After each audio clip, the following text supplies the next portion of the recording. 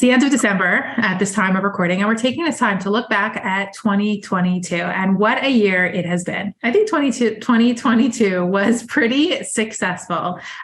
We continue to have really great CEU speakers. So every month we host a CEU webinar in our membership.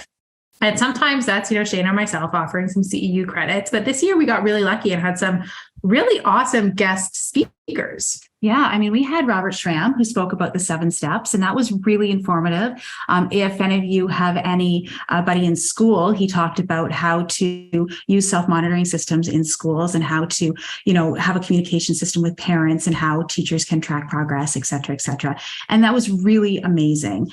And then after that, we actually had somebody who talked further about self-monitoring, somebody from Self and Match. So it was Jamie Salter and Katie Croakey, and they were an amazing and dynamic duo for sure.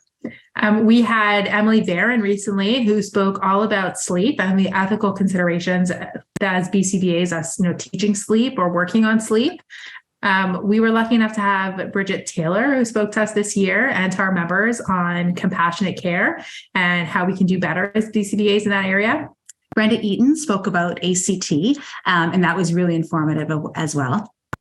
And we had the late Tameika Meadows, who spoke on BCBA burnout. So we also worked really hard to be more consistent, I think, on our end with some of our content. We had some gaps and, sometimes it was just me and Shayna and coming together once a week. I don't know if you guys all know, but we both have other full-time jobs besides for How to ABA. How to ABA really started as, a bit of a side gig for us. We were working together at the time. And so we started How to ABA, but then we kind of continued to have our own full-time jobs. And How to ABA was, our once a week kind of commitment. And so that meant that sometimes we'd go a few weeks before in between recording podcasts or recording blogs. And this year in 2022, we really took it upon ourselves to commit to being more consistent in our podcasting and in our blogging. And so I don't know if you guys noticed, but since April, I would say that we have a podcast and a blog coming out weekly, which is really huge for us. So we're proud of that. We've also, in order to help us be more consistent, couldn't have done it alone, because we are just, the two of us. And like I said, we do have other jobs. And so we brought on a team, and we were able to really use that team to help us grow and to help our audience grow and to help really provide you guys with more of the content that you were all asking for. From a personal level, sure, I mentioned that we both have other jobs. We have day jobs, surprise. But I just took on a job with a group home, and I never thought I'd actually like it. I've always worked with younger individuals. I do have a little bit of experience with adults, and that's why I took on this job. And it was really as a favor to the director, because I knew him from a previous life and he needed a mat leave coverage. And this year ended up falling in love with the job. I absolutely love it. I really enjoy going there. I really enjoy every time I'm consulting there. And I never thought I would. So to me, I think that's a real personal success that I'm really loving, this new chapter of my life as well. I would say that what I enjoyed personally about this year was I got to do a whole bunch of traveling. And I really enjoyed that. I think post-COVID, I was just really, antsy to be able to get out. So we took some really amazing trips, and I was able to go to, Jamaica, and I took a major trip this summer to Portugal and got to see that for the first time. And I've done some other smaller trips. Shayna and I went to Boston for ABAI. We got to see that. I really just enjoyed the freedom that 2022 brought after COVID. Other personal accomplishments of mine, I don't know if anybody knows, but I'm really big into cycling. And I did some major cycling events this year that I'm super proud of. Back in June, I did what's called the 7 days in May. Why is it in May? Why is it called 7 days in May when I cycled in June? I'm not quite sure. But the beginning of June, I did a 2-day bike ride, not all 7 days, but they were 100 miles each day. And that was a massive accomplishment for me, because if anybody knows anything about bike riding, my typical average is about 30 to 40 miles, which is still big, but it's not 100.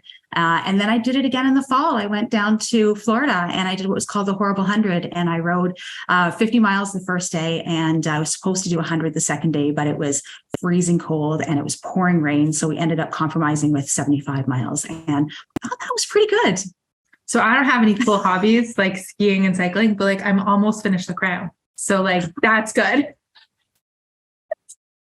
No, seriously, if anyone has any suggestions, like I'm open for tips. I thought it was also cool that we got to sponsor a whole bunch of conferences this year.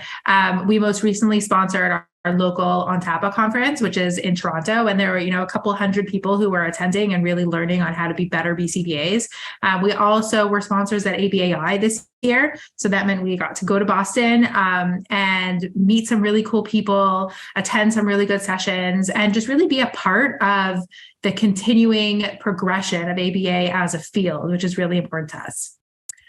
We also got to speak at the conference. So we actually spoke on TABA, and, it shouldn't be that much of an accomplishment because we give webinars every single month. And, for me, giving a webinar, it's just, like second hat, we do podcasts, everything else. But what I didn't realize was talking to a computer screen is way different than talking in person. And it was about an hour before the event that I realized that I was in the really big room and I had a lot of people watching me. So I actually got really nervous because I haven't spoken at a professional conference in, since before COVID. And I think it was successful. Well, we spoke at ABAI too, which was also really fun. We got to give a workshop at ABAI and we got to meet some really cool people through that. And I think that's been a really fun result of this community, and How to ABA is being able to meet people and be out there and continuing to learn and grow and teach on really what we love. So, in this post-COVID era, I'm so looking forward to doing so much more. We usually give a summary of, in summary, this is what we've done, but instead it should be in the future, we want to do even more of this. And we'd love to hear from you as members, as listeners, what do you want more of in 2023? Yeah, so let us know, drop us a comment here, or you can always reach out, email us, and make sure that you subscribe so that you can have access to future videos.